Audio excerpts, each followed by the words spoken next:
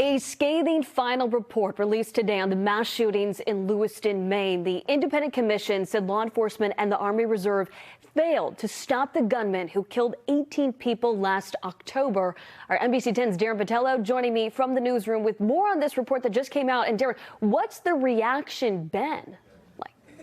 Well, Priscilla, in the report, the commission says local law enforcement and the Army Reserve could have tried to prevent this tragedy, knowing Card's history of mental illness, also the assault weapons in his possession. And now the victims' families are preparing for any possible legal action.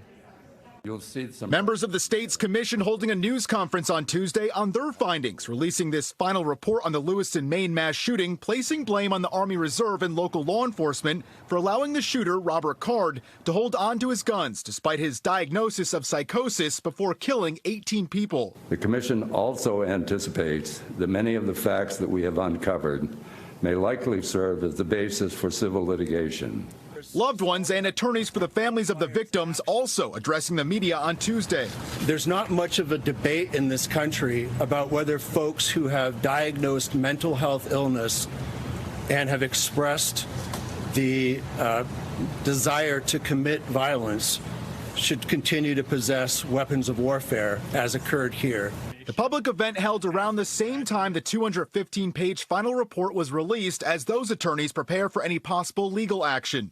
I don't think we're prepared to get into the details of our strategy and what approaches. I think it's been pointed out that will become apparent in the coming months. According to the report, before the shooting at the bowling alley and the bar, quote, his commanding officers were well aware of his auditory hallucinations, aggressive behavior, collection of guns, and ominous comments about his intentions. The report also says the local sheriff's office, quote, had sufficient probable cause to take Card into protective custody under Maine's yellow flag law.